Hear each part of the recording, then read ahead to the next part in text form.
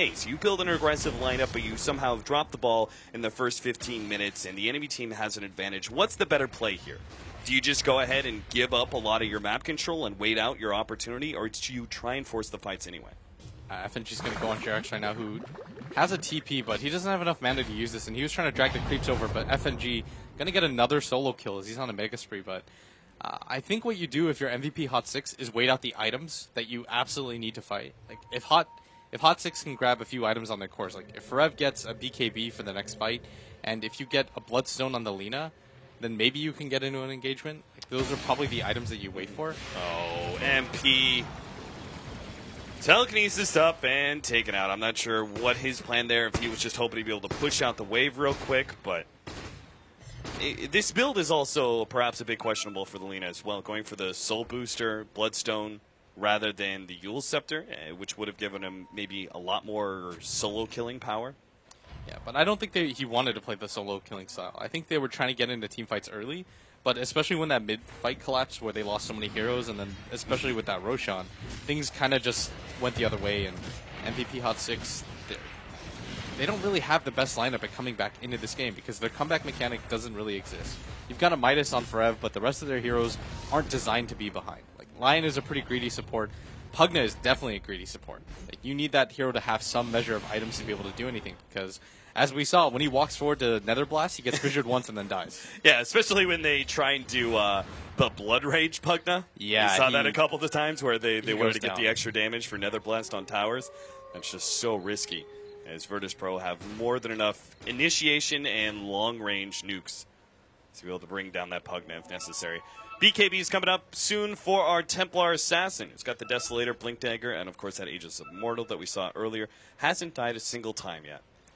I think what you're waiting right now for is MP to finish that Bloodstone, and you've got one smoke if you're MVP, and that's pretty much your one real way back into the game. So you might see them just get the Bloodstone and then decide to go for some sort of counterplay, because you can't just let VP take complete map control at this point. Like, once you get those items on MVP Hot 6, what are you really waiting for? Like, it's going to take you way too long to get an Aghanim Scepter on Lina. Like, the game probably ends before that if you let it progress at this rate. So you have to choose at some point to get aggressive on the map. Oh, Forev.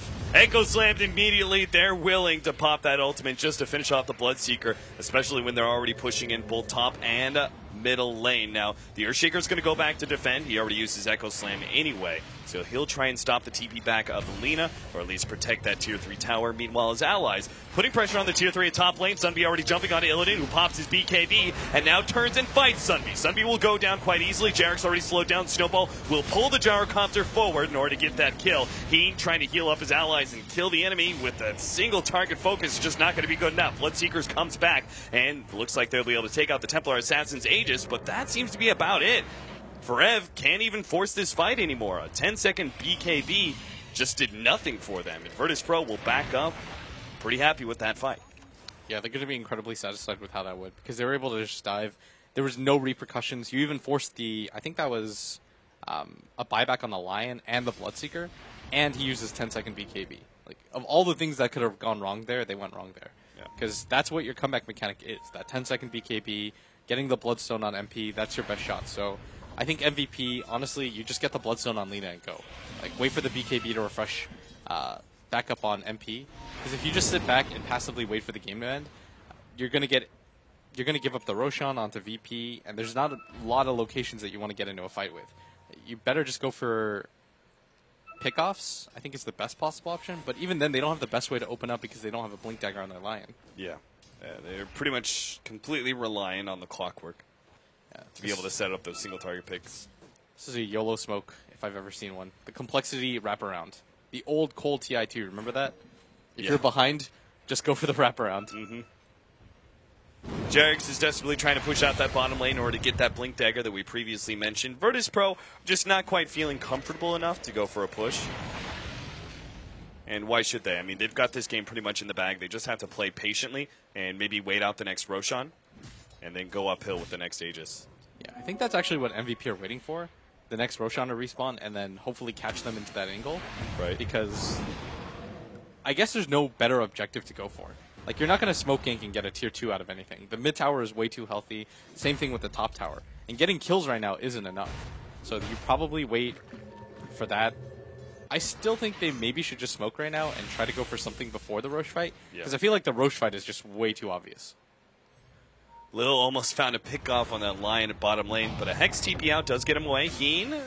Then G is going to commit the Echo Slam. Immediately gets ruptured and force snaps himself away. TP's out. He's good. The call down also zoning away a lot of MVP Hot 6. In fact, it's going to get a kill on Sunby. Now they're going to pursue for more. Illidan is trying to just right-click these heroes down, and with the trap, he will be able to catch up to NP. Gets that kill. And Jerick's, well, healed up by the Bloodstone, will start backing himself up. Turns to go for God, hexing him away. But now there goes the Ice Shards to try and block him back to his retreat to the Fountain. God moves forward right in front of the Fountain. Gets the kill.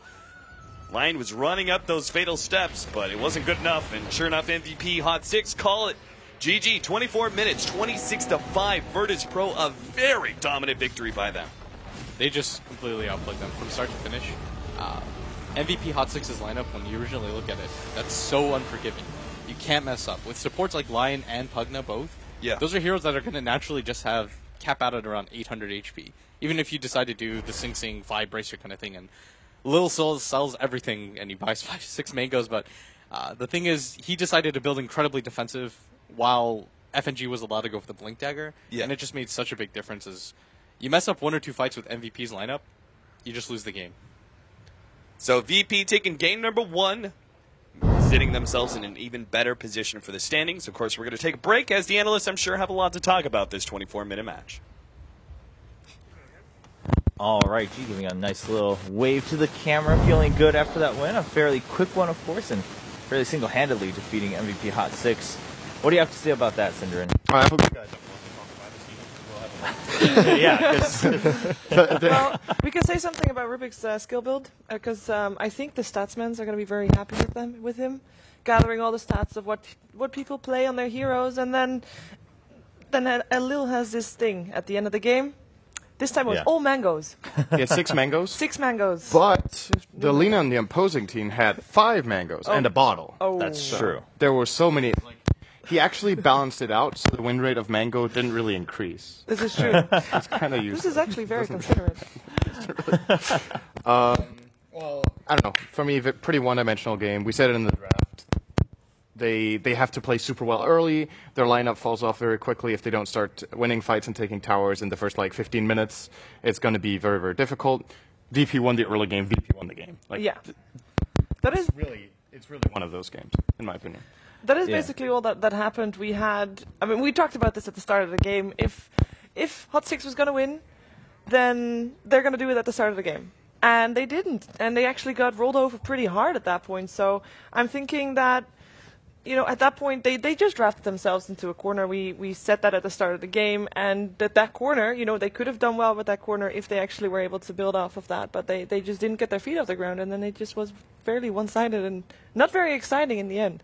All right. Well, we do have a replay here ready for us. I mean, we can find a couple, I'm sure, in that game, mostly in favor of VP.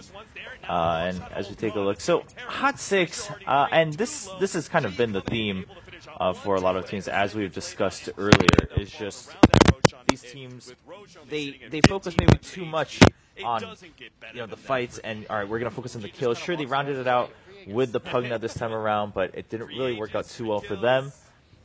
Just, it's this, we always say, all right, maybe it's not, the drafts are all right. That's been the theme we've had so far, but in Hot 6's case, do they need to change the draft a little bit? Because we've seen this repeated.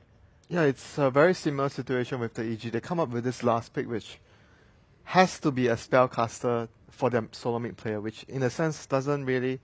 it's so difficult when you have to play around like this player can only... I'm not sure if they only want to put him on spellcasting mid heroes or he just plays spellcasting. It's a huge hindrance towards the drafter, I feel. A lot of limitations, and it's just basically most of the time you try to avoid stuff like this in a team. You don't want limitations on, I can only play this hero, or I only want to play this sort of hero. It's generally a negative thing for a team. Yeah, well, we have the final moments of that game too, as we see VP pushing in and just taking the game for themselves against MVP Hot 6. Syndrome, do you think, so we just talked about the draft and whatnot, Hot 6, do you think they'll just end up trying a similar strategy again and just trying to gain confidence through that and say, hey, well, this is what we do. If we can win with this, we'll gain confidence? That was one of the most meaningful sides that I've heard.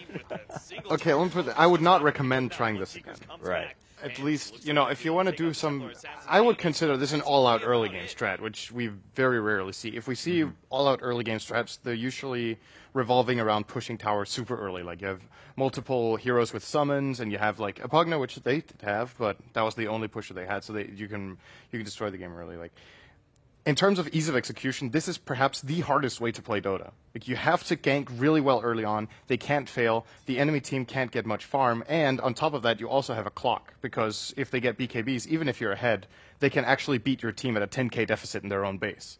So, personally for me, this is the weakest draft Hot 6 has had all tournament. And I am worried for them that they are just tilting right now. And that they don't know what to do. Which is really unfortunate, because they have so many good elements from the last days. To me, this was not the adaptation they were looking for. Quite the contrary, actually. They took this in the wrong direction, and maybe they just, I don't know. It could be a one-off game for them where they started drafting the idea they had, they started doubting themselves and just went with something completely different. But to me, this is definitely not the way to go. All right. Shiva, any thoughts for you? I think, for Virtus Pro, they just got free reign. They could do whatever they wanted to. And maybe Hot 6, maybe I was wrong, maybe they should try to put Virtus Pro a bit out of their comfort zone, even though that's very difficult to do. But if they can't play their own game to their own strengths, and if they can't, get their own lineup to work, which I think this was kind of it that they were expecting to work, then they have to try something else. We're at TI, they can't just let themselves get rolled over like that again. That's not an option. Yeah. All right. Well, speaking of MVP, of course, Hot 6 not so successful this game, but the other MVP team, MVP Phoenix. We have a quick update on that. I'm sure most of you have heard by now. They did win their first game against IG, and with some spectacular fashion too. So we'll take a look at that. The manliest of items. The triple rapier game? Yeah, that Yes. game. Spoilers. Oh man. So, as Empire, you go late game against an Ember and a Gyrocopter. It's just, I'm really nervous really worried rather for IG at this point. Okay. That is the appropriate reaction to that slide of face. But you got to be worried for IG. We were skeptical in the start. They had some good plays, some bad plays on day one. Yesterday, they also didn't really show up. They've got the draw against LGD, which is clearly their best result on paper, and they're now down 1-0 against MVP, who most people believe to be maybe the weakest team of the group. And I'm nervous for IG as to whether they can get their play together again. They most likely have to accept being in the lower bracket at this point. Mm-hmm. Going into the main event, they need to win a best of one in the start. We could see IG in the bottom 4, technically, if they don't get out of this slump, which would be, it's almost impossible to imagine going into the tournament that, maybe IG don't play super high, but bottom 4? Yeah, Winter, what do you take away from this? IG, what's going on here? Simply put. Yeah, even on the first day, we were talking about, when we were discussing about IG, we weren't really sure what would happen to IG.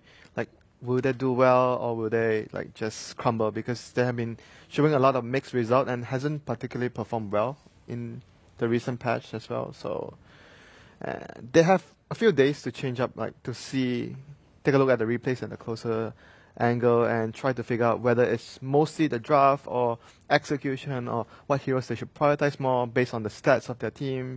There's a lot of work they